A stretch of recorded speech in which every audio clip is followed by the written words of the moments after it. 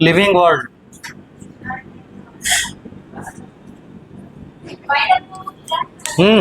इधर ध्यान दीजिए। सब कोई बुक निकालिए तो बुक, एनसीईआरटी बुक, बिना उसके आज क्लास में परमिशन ही नहीं होगा। सब निकालिए। Living world.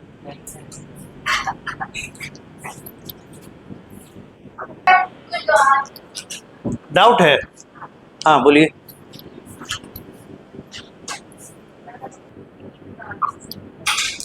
अब देखिए लिविंग वर्ल्ड में बोला क्या गया है, इसको बुक को अगर आप स्टडी करेंगे, चैप्टर निकाल के रखिए, लिविंग वर्ल्ड को अगर आप पढ़ेंगे तो आपको पता चलेगा, ये इस बात को डिस्कस किया है कि पूरी पृथ्वी पे कितने तरह के ऑर्गेनिज्म है। उन सभी ऑर्गेनिज्म के बारे में हम एक बार में स्टडी नहीं कर सकते, ठीक है। और क्लासिफिकेशन एक मेथड है जिसमें क्या करते हैं, उनको कुछ सर्टेन सेट ऑफ कैरेक्टर्स के आधार पर एक दूसरे ग्रुप में बांटते चले जाते हैं, दैट इज क्लासिफिकेशन।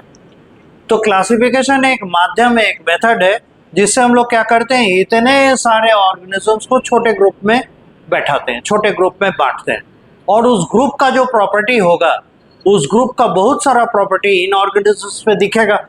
इस तरीके से क्या करते हैं, प्रॉपर्टी बाय प्रॉपर्टी यानी ग्रुप बाय ग्रुप स्टडी करके एक कलेक्शन ऑफ ऑर्गेनिजम्स के बारे में हम लोग जानकारी ले सकते हैं, ठीक है। जैसे अगर हम आपको कहें मैंगो ट्री, कहते के साथ आपके दिमाग में आएगा ना मैंगो ट्री कैसा है, ठीक है। उसके बाद फिर देखिए हम कहें ट्री है, ट्री बोलते ही आपके दिमाग में बहुत सारे ट्रीज आएंगे, उसमें स्पेसिफिक बोल दे मैंगो ट्री, तो मैंगो भी दिखने लगेगा, अच्छा ये मैंगो ट्री है, मैंगो इस पर लटका हुआ है। उसी तरह से बोल दे बैनियन ट्री, ये भी तो ट्री है, पर बरगद का पेड़, आपको इमेजिन होने लगेगा अच्छा बरगद का पेड़ के बारे में बोला जा रहा है। उसी तरीके से अगर हम बोले एनिमल्स, तो एनिमल समझ जाइएगा चलता फिरता है, कुत्ता बिल्ली घोड़ा गधा ये सब दिमाग में आएगा। उसमें बोलेंगे क्या कि मांसाहारी यानी जो फ्लैश ईटर्स हैं, तो समझ जाइएगा अच्छा लायन कैट ये सब के बारे में बोल रहे हैं। हम कहेंगे जो हर्बीवोर्स हैं, समझ जाइएगा गाय भैंस के बारे में बात हो रही है, बकरी ये सब के बारे में बात हो रही है। फिर स्पेशली बोल रहे हैं कि नहीं डॉग कैट मैमल्स ये सब बोले। जैसे ही मैमल्स बोलेंगे आपको सांप बिच्छू तो नहीं याद आएगा, क्यों? क्योंकि मैमल्स में दो जो इंटरेस्टिंग कैरेक्टर दिखता है वो एक्सटर्नल ईयर, कान होता है, सांप बिच्छू में कान नहीं होता, चिड़िया में कान नहीं होता, मतलब एक्सटर्नल ईयर नहीं होता, होता है टिम्पैनिक मेम्ब्रेन होता है, सुनता कैसे, लेकिन ये एक्सटर्नल ईयर नहीं होता, पिन्ना नहीं होता। पिन्ना वाले एनिमल्स आपको दिखने लगेंगे। और क्या दिखेगा, उसके बॉडी में हेयर्स होंगे, रोआ होता है, पर सांप और ये क्रोकोडाइल इन सब के बॉडी में स्केल्स होते हैं। बियर ना मतलब भालू, यस सम मैमल, रोआ होता है, कान भी है ना, एक्सटर्नल ईयर भी है, तो वो मैमल हो गया। उसके बाद फिर दरियाई घोड़ा बोलते हैं हिपोपोटामस, पर वो एक्सेप्शन है, उसके पर होता है हेयर होता है, काफी मोटे मोटे हेयर्स होते हैं, कुछ एक जगह पे दिखेंगे, गौर से अगर देखिएगा हिपोपोटामस को। नहीं पानी में रहता है, कीचड़ में रहता है गेंडा, राइनोसोरस, हाँ, तो उसमें आपको दिखेगा, उसमें भी एक्सटर्नल ईयर होता है ना, और उसको भी गौर से देखेंगे आपको कहीं पे बाल नजर आएंगे, हेयर्स होते हैं, बहुत मोटे मोटे हेयर्स होते हैं। पर वो जहाँ पे रहता है उसके लिए उसके स्किन को मोटा रखना जरूरी होता है, इसलिए उसके स्किन काफी मोटा होता है। लेकिन आप बर्ड्स को देखेंगे तो उनके स्किन पे क्या होगा, आपको दिखाई देगा फेदर, पर दिखाई देगा, है ना। और यही अगर आप रेप्टाइल्स देखते हैं, जैसे छिपकली देख रहे हैं, जैसे गिरगिट देख रहे हैं, जैसे सांप देख रहे हैं, क्रोकोडाइल देख रहे हैं, इन सब के स्किन पे स्केल्स होते हैं, स्केली होता है ना। और उसके बाद फिश देखिएगा, उसका भी स्किन स्केली होता है ना। फिश खाते समय उसका जो कवर हटाया जाता है वो स्केल्स हटाते हैं। फ्रॉग में मॉइस्ट स्किन होता है और उस पर म्यूकस लेयर होता है, बहुत ही फिसलदार, है ना, जैसे ही छुइएगा वो फिसल जाएगा, ऐसा होता है। तो मैमल्स बोलते ही आपके दिमाग में आने लगा किस तरह के एनिमल्स की बात हो रही है, फिर आप सोचिएगा अच्छा जेब्रा बोलेंगे कि जिराफ बोलेंगे, एटसेट्रा एटसेट्रा, ये सब है। तो अब यहाँ पर जो एनसीईआरटी की बात आपको बता रहे हैं, तो इतनी सारी चीजों में देखिए हम एक ग्रुप का नाम लिए, ग्रुप बोले एनिमल्स। आपको लग गया कभी भी आप प्लांट सोचिएगा एनिमल बोलने पे, नहीं, एनिमल ही सोचिएगा। फिर एनिमल में अगर हम बोल रहे हैं किन के बारे में, तो बोल रहे हैं मैमल्स के बारे में, तो आपको कभी भी उसमें रेप्टाइल्स यानी स्नेक, लिजर्ड, ये सब हो गया, क्रोकोडाइल, या फिर आपको बर्ड्स नहीं इमेजिन हो, केवल और केवल यही मैमल्स ही इमेजिन होंगे।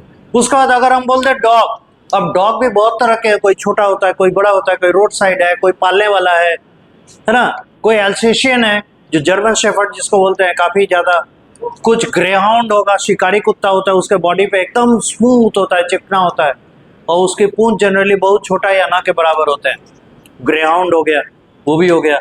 उसके बाद पमेलियन हो गया छोटा वाला, या बुलडॉग हो गया। इस तरह के, मतलब आप इन वैरायटीज में से ही किसी को सोचिएगा, कभी भी उसके जगह पे कैट नहीं इमेजिन कीजिएगा, है ना। फिर अगर कैट बोल दिए तो आप डॉग या रैट ये सब नहीं सोचिएगा, कैट ही सोचिएगा। इसका मतलब क्या हो रहा है, देखिए, पहले हम किसी ग्रुप की बात कर रहे हैं, ग्रुप में सब ग्रुप की बात कर रहे हैं, और सब ग्रुप में किसी पर्टिकुलर ऑर्गेनिज्म के बारे में बोल रहे हैं, ठीक है। तो ये हो गया उसको पहचानना, पहले उसको पहचाने, और पहचानने के बाद, पहचानने के लिए हम क्या बोले, नाम बोले। नाम बोले तो certain set of characters immediate दिमाग में आया, इससे पहचाने। पहचानने के बाद उसके क्या और कैरेक्टर्स हो सकते हैं वो आपके दिमाग में आने लगा। तो ये प्रोसेस है क्लासिफिकेशन का, यही है क्लासिफिकेशन, ठीक है। तो क्लासिफिकेशन में क्या क्या करते हैं, पहले, अब देखिए, अगर हम इंग्लिश में बात कर रहे हैं डॉग, तो जितने भी इंग्लिश स्पोकन पर्सन्स हैं, जो इंग्लिश पढ़े हैं, उनको डॉग का मतलब पता होगा। लेकिन जो जापानीज है, जो चाइनीज है, जो मदर टंग की तरह इंग्लिश नहीं पढ़ते, या रशियंस हैं, जर्मन्स हैं, जो अपने मदर टंग में इंग्लिश नहीं पढ़ते, उनके सामने डॉग बोलेंगे, पता चलेगा? नहीं मालूम चलेगा। तो देखिए, लैंग्वेज के डिफरेंस के कारण क्या हो गया, एनिमल या प्लांट है, क्या है, किसके बारे में बोल रहे, समझ में नहीं आ रहा, ठीक है। तो सबसे पहला हर्डल क्या है, किसी का भी नाम, तो नेम को यूनिफॉर्म करना है कि दुनिया के किसी भी कोने में उस नाम से उसे बुलाया जाए तो वो नाम उसी ऑर्गेनिज्म को रिप्रेजेंट करना चाहिए, ठीक है। तो सबसे पहले एक मेथड होना चाहिए नेमिंग का, और इसे कहते हैं नोमेनक्लेचर। बुला लीजिए सब, बुला लीजिए।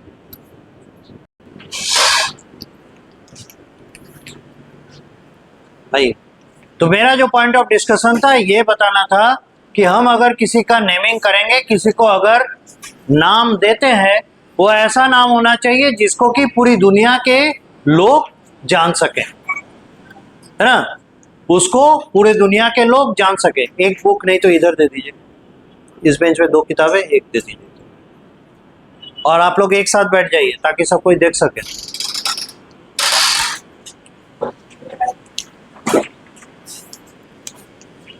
जल्दी आइए।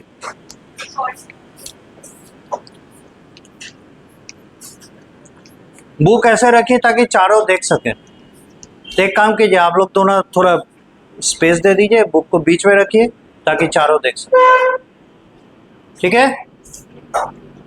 आइंदा से ऐसी गलती नहीं कीजिएगा। तब ये बता रहे थे कि ऑर्गेनिज्म को पहचानने के लिए क्या करना होगा, उसका तो नाम देना होगा। तो ये process, giving a name to a particular organism, is called nomenclature, ठीक है। गिविंग ए नेम, किसी को नाम देना, नामकरण हिंदी में कहते हैं, इंग्लिश में उसको नोमेनक्लेचर कहते हैं। Nomenclature, it is a process of giving a name to an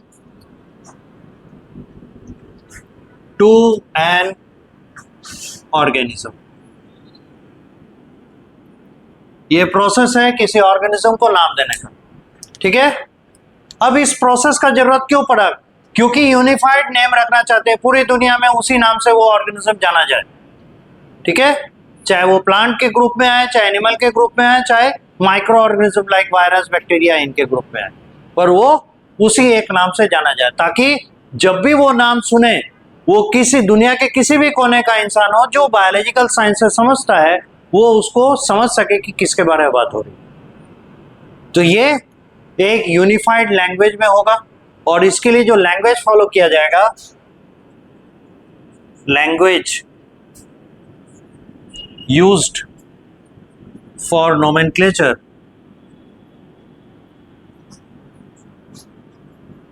ये होगा Latin, not English, it is Latin. Latin भाषा में उसका नाम लिया जाएगा। अब अगर दुनिया के किसी भी भाषा से उसका नाम लिया गया हो, उसको लैटिनाइज कर दिया जाए, लैटिन भाषा में बदल के उसको बोला जाए। ठीक है। अब तीसरी बात, जो उसका बायोलॉजिकल नेम होगा, चाहे किसी भी ग्रुप का हो, प्लांट हो, एनिमल हो, बैक्टीरिया, कुछ भी हो, उसके नाम में दो हिस्से होंगे। पहला हिस्सा होगा जीनस, दूसरा हिस्सा होगा उसका species.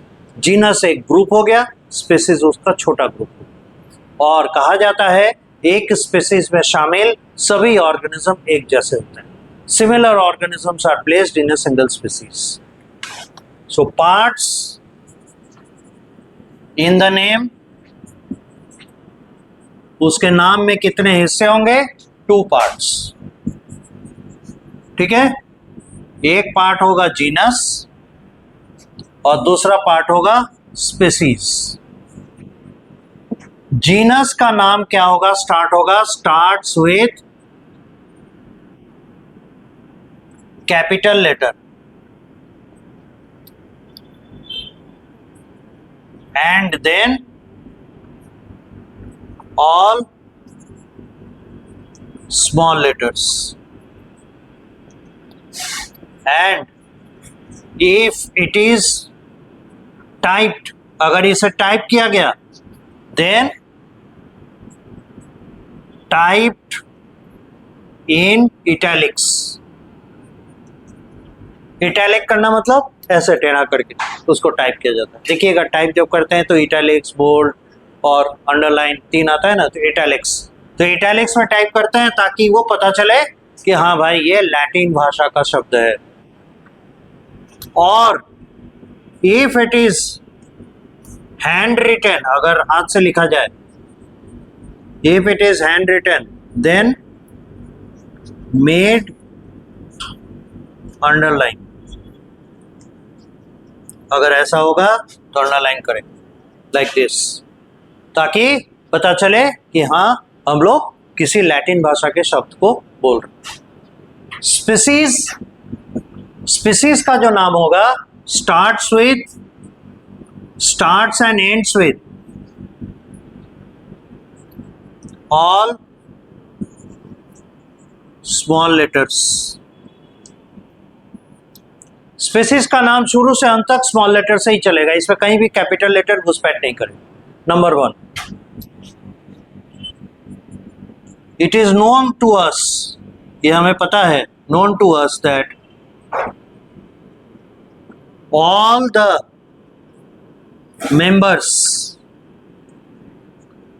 members of a species are similar to each other।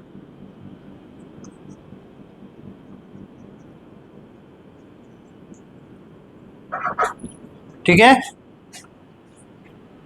इस तरीके से हम लोग नाम में जीनस और स्पीसीज डालकर उसका नामकरण करते हैं। ठीक है। अब इसकी इजाद किसने की थी?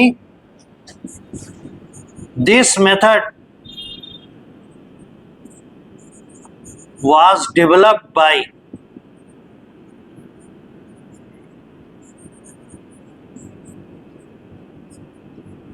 Carolus Linnaeus।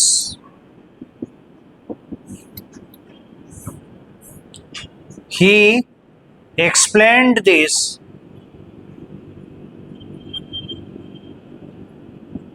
in his famous authored book सिस्टेमा नेचुरी।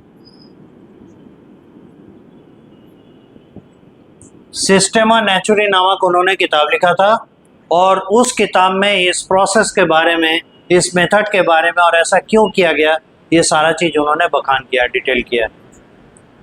तो उसी के आधार पे हम लोग, और ये इतना इफेक्टिव है कि हम लोग इस प्रोसेस को आज तक फॉलो करते हैं। It was done near about in the 1869 और समथिंग, 1800 सदी में उन्होंने ये काम किया था और वो आज भी फॉलो किया जाता है। It is so effective.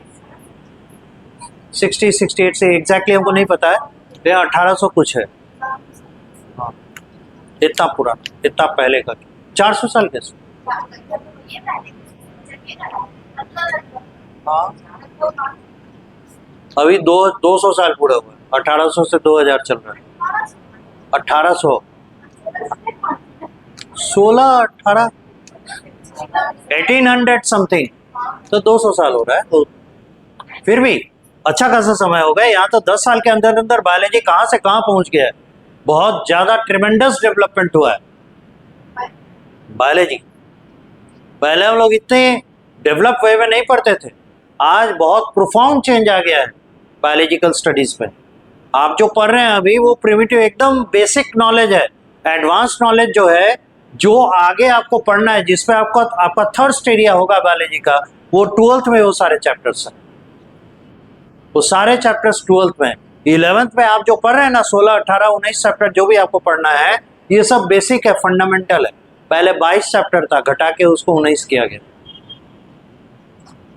हालांकि उसमें घाटा ही हुआ है, बहुत सारा चीज देखिए इनडायरेक्ट वे में आपको पढ़ना पड़ेगा।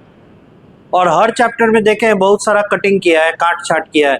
जैसे क्या कहते हैं, एनाटॉमी ऑफ फ्लावरिंग प्लांट्स में से टिश्यू हटा दिया, टिश्यू सिस्टम से शुरू किया है। पर टिश्यू बताना चाहिए था, क्योंकि वो अप्रोच 11th में और जो अप्रोच हम लोग 9th में रखते हैं, दोनों में बहुत अंतर है। पर एनीवे, तो कहने का मतलब है कि इस तरीके से हम लोग सबसे पहला काम करते हैं, नोमेनक्लेचर, नेमिंग करते हैं। ठीक है, बिठा सकते हैं, इसमें कोई दिक्कत? समझ गए? लिखना है तो लिख सकते हैं, लिख लीजिए। तो एग्जाम्पल लेना चाहिए इनका।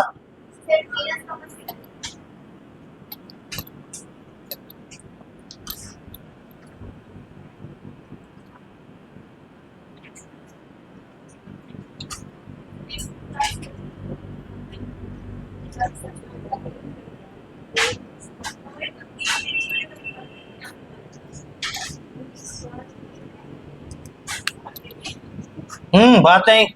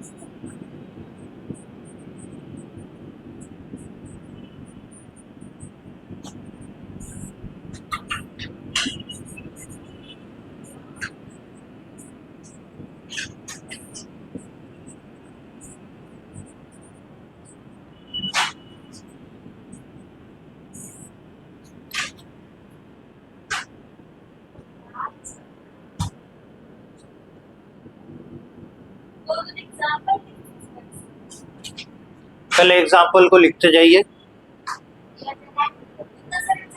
ये सब एग्जाम्पल्स हैं, ये एक एक ऑर्गेनिज्म के नाम हैं।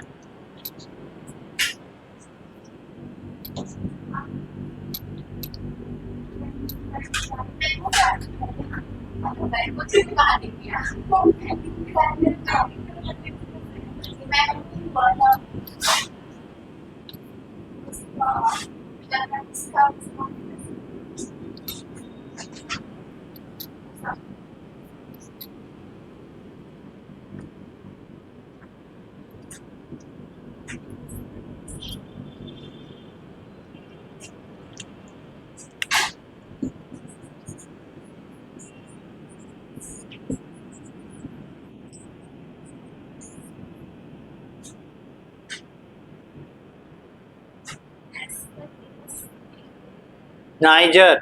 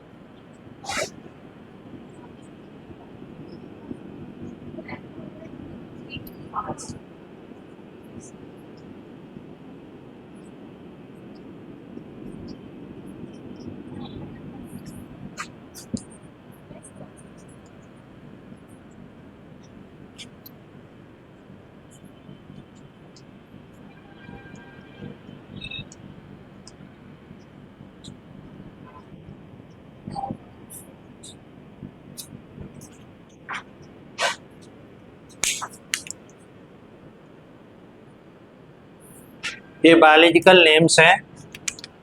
मैंजीफेरा इंडिका मैंगो का बायोलॉजिकल नेम है।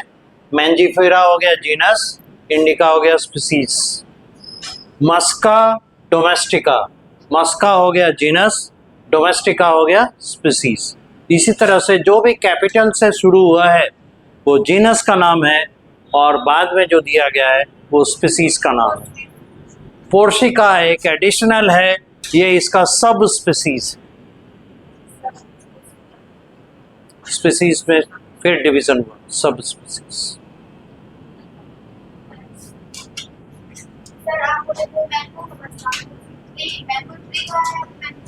तो मैंगो है क्या? एक ट्री है। वो पेड़ को कहते हैं मैंजीफेरा इंडिका। तो फ्रूट भी तो मैंजीफेरा इंडिका फ्रूट करेंगे। सारे प्लांट का नहीं भाई, नहीं, तो इंडिका इसका स्पीसीज हो गया।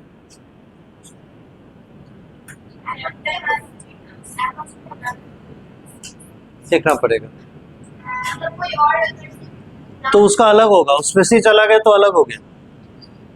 जैसे दुनिया के सभी जानवर एक जैसे नहीं है, उसी तरह से दुनिया के सभी फल एक जैसे नहीं है। ट्री,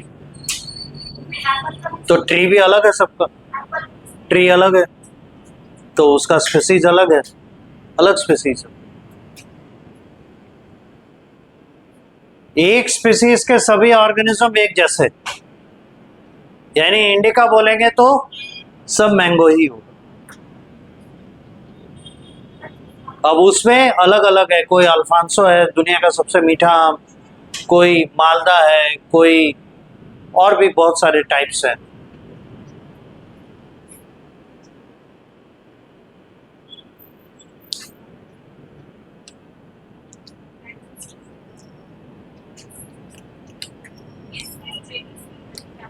जो कैपिटल से लिखा हुआ है सभी जीनस है, स्मॉल लेटर से शुरू हुआ स्मॉल से ही खत्म हो, सब स्पीसीज। हाँ हाँ, बीच वाला क्या एक ही तो है, एक दो ही हिस्सा तो है, एक और एक, एक और एक, सिर्फ ये एक एक्सेप्शन है, तो इसमें सब स्पीसीज लेकर आए।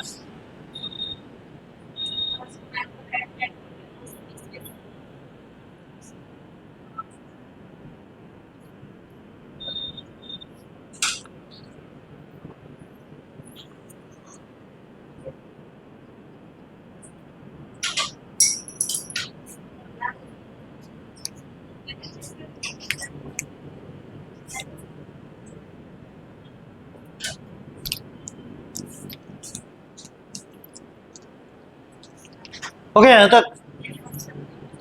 तो इस तरीके से देखिए हम लोग कुछ एग्जांपल्स रखे हैं, ये हो गए जैसे कि हम किसी का नाम है ना, बायोलॉजिकल टर्म में किसी का नेम बोल रहे हैं। अब देखिए वर्ल्ड के किसी भी कोना में जो बायोलॉजिकल मतलब बायोलॉजिकल ग्रुप के लोग हैं, जो बायोलॉजी समझते हैं या उनका मेन सब्जेक्ट है, उन्हें अगर बोलिएगा एस्परजिलस नाइजर, समझ जाएंगे कि वो एक फंगस के बारे में बात हो रही है जिसे ब्रेड मोल्ड कहते हैं। गीला अगर ब्रेड रख दिया गया तो देखिएगा 24 घंटे 48 घंटे होते होते उस पर कुछ ब्लैक ग्रीन ऐसा कुछ आ जाता है, स्ट्रक्चर दिखने लगता है, कहते हैं ना सड़ गया, फंगस लग गया इस पे, तो वो फंगस एक्चुअली ब्रेड मोल्ड कहलाता है और वो है एस्परजिलस नाइजर। ये इकोनॉमिकली इंपॉर्टेंट भी है, हम लोग इस फंगस का इस्तेमाल करते हैं साइट्रिक एसिड एक्सट्रैक्शन में। साइट्रिक एसिड किस में पाया जाता है? लेमन में, है ना। तो साइट्रिक एसिड हम लोग रखते हैं कॉमर्शियल यूज के लिए, कई बार जैसे दूध से, है ना, हाँ, तो उसके लिए साइट्रिक एसिड हम नींबू काटने के जगह पे साइट्रिक एसिड ही डाल देंगे तो सस्ता पड़ेगा। लेमन खरीद के लेमन का उतरा बड़ा हिस्सा तो बेकार हो गया, है ना। साइट्रिक एसिड अगर हम रखेंगे तो साइट्रिक एसिड सस्ता केमिकल हो जाएगा, तो उसका 1 ml 2 ml ही काफ़ी है, वो बहुत बड़े दूध के भंडार को, है ना, उसका मतलब कहते हैं ना दूध फाड़ना, वो काम करने के लिए actually coagulation of milk protein करने के लिए साइट्रिक एसिड का इस्तेमाल किया जाता है, जो कि फिर ब्लॉक में डाल के हम लोग चीज़ या पनीर के नाम पे उसको यूज़ करते हैं उसके। तो इस तरीके से जैसे रैटस है तो इसका जीनस और स्पीसीज नेम दोनों सेम है, रैटस रैट को रिप्रेजेंट कर रहा है। उसी तरह देखिए पैंथेरो टाइग्रिस, पैंथेरो लियो पोर्शिका, तो आप ये समझ के रखिए अगर इन तीनों का जीनस नेम सेम आ रहा है यानी एक ही जीनस के अलग अलग स्पीसीज हैं, तो ये भी प्रूव करता है कि जीनस बड़ा ग्रुप है और स्पीसीज उससे छोटा ग्रुप। ठीक है,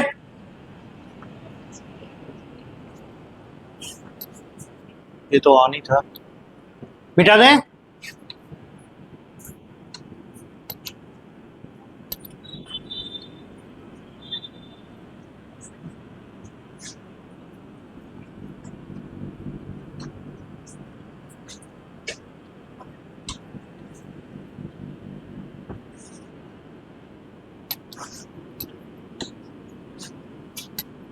अब है क्या, ऑर्गेनिजम्स को सर्टेन सेट ऑफ कैरेक्टर्स के आधार पे एक दूसरे से जैसे अलग कर रहे थे, कह रहे थे ये डॉग है ये कैट है, तो उसके सर्टेन सेट ऑफ कैरेक्टर्स हैं, उसके आधार पे उसे अलग कर रहे हैं। यानी हम किसी को किसी सेट ऑफ कैरेक्टर के आधार पे अगर ग्रुप में बांट देते हैं, this simple phenomena is called classification. तो क्लासिफिकेशन में क्या करते हैं, ऑर्गेनिजम्स को छोटे छोटे ग्रुप्स में बांटते हैं और इसमें क्या होता है, एक ग्रुप में पाए जाने वाले ऑर्गेनिजम्स एक जैसे होंगे, मतलब उनके कैरेक्टर काफी सिमिलर होंगे, यही क्लासिफिकेशन है ना। पर इस क्लासिफिकेशन में हम लोग क्या क्या स्टेप उठाते हैं, उस स्टेप को जब हम लोग साइंटिफिक तरीके से करते हैं, हर एक के पीछे कोई एक बेस है, एक लॉजिक है, एक इंपॉर्टेंट इंफॉर्मेशन है, तब वही क्लासिफिकेशन यानी छोटे ग्रुप्स में बांटना, वो ग्रुप्स में बांटने के प्रोसेस को हम लोग टैक्सोनॉमी कर देते हैं। तो नया टर्म आएगा टैक्सोनॉमी। क्लासिफिकेशन और टैक्सोनॉमी में बस इतना अंतर है कि क्लासिफिकेशन ओवरऑल सुपरफिशियली किसी सेट ऑफ कैरेक्टर जैसे कैसा दिखता है, जैसे कैसे क्या कहते हैं आवाज निकालता है, मिमियाता है या भौंकता है या दहाड़ता है, ये भी एक मेथड हुआ। कैसे दौड़ता है, तेजी से दौड़ता है या धीमे चलता है, एटसेट्रा। तो simple character, simple observable characters के आधार पे जब हम ऑर्गेनिजम्स को छोटे ग्रुप में बांटते हैं वो क्लासिफिकेशन कहलाता है। और उसके पीछे और डिटेल करना चाहते हैं, जैसे दौड़ने वाले जानवर में घोड़ा भी आ जाएगा, दौड़ने वाले जानवर में चीता भी आ जाएगा, क्या दोनों सेम है? नहीं ना, दोनों अलग है, नेचर अलग है, दोनों का फीडिंग हैबिट अलग है। एक शिकारी है तो एक हार्बिवोर है ना। एक काफी तेज दौड़ने के लिए और दूसरा इसलिए दौड़ता है क्योंकि उसे शिकार करना है, तो दोनों के पर्पस अलग है, दोनों दौड़ता है ठीक है, लेकिन दौड़ने का क्राइटेरिया, दौड़ने का पर्पस दोनों का अलग अलग है, दिखता भी अलग है, नेचर अलग है ना। उनके बॉडी के ऑर्गन्स अलग तरीके से दिखते हैं, जैसे हॉर्स का स्किन और चीता का स्किन, दोनों में अंतर है। तो इस तरीके से हम लोग क्या पाते हैं कि सिर्फ सिंपल कैरेक्टर्स के बेसिस पे अगर ऑर्गेनिजम्स को ग्रुप में डालेंगे फिर उनमें बहुत वेरिएशन आने लगेगा। जैसे तेज बोलने वाले जानवर, अब उसमें शेर को भी रख देंगे, चीता को भी रख सकते हैं, बाघ को भी रख सकते हैं, कुत्ता को भी रख सकते हैं, बिल्ली को भी रख सकते हैं, इंसान भी आ सकता है, हम भी तो आवाज निकालते हैं। तो जितने आवाज निकालने वाले जानवर हैं सबको एक साथ कर देंगे, फिर देखिए नेचर ही नहीं मिल रहा है। तो कहने का मतलब है हम ये जो अलग अलग ग्रुप में बांट रहे हैं, क्यों? सिमिलरिटी देखकर, है ना। सिमिलरिटी ऑफ कैरेक्टर्स को देखकर अगर सेट ऑफ कैरेक्टर्स पढ़ लें तो हम उन ऑर्गेनिजम्स के कैरेक्टर को जान सकते हैं। लेकिन सिंपल वे में अगर उन्हें हम एक दूसरे से अलग करते हैं, this becomes not a sufficient tool at all, ये सफिशिएंट नहीं होगा। तो उसके लिए और हम लोग को गहराई में जाके उनके बीच का सिमिलरिटी देखना पड़ेगा। उस दिशा में हम लोग कौन कौन से लेवल पर जाते हैं, एक्सटर्नल फीचर्स क्या है, फिर उनके अपीयरेंस क्या है, उनका नेचर क्या है, और तो और उनके सिस्टम कैसे काम करते हैं, फिर यानी डाइजेस्टिव सिस्टम लेवल पे अंतर, सर्कुलेटरी सिस्टम लेवल पे अंतर, एक्सक्रीटरी सिस्टम लेवल पे अंतर, इस तरीके से जब हम करने लगेंगे तब जाके हम लोग को बहुत ही इन डेप्थ नॉलेज मिलेगा। और वैसे करके जब छोटे ग्रुप्स बनाएंगे तो एक ग्रुप में पाए जाने वाले एनिमल्स में बहुत सिमिलरिटी मिलेगा।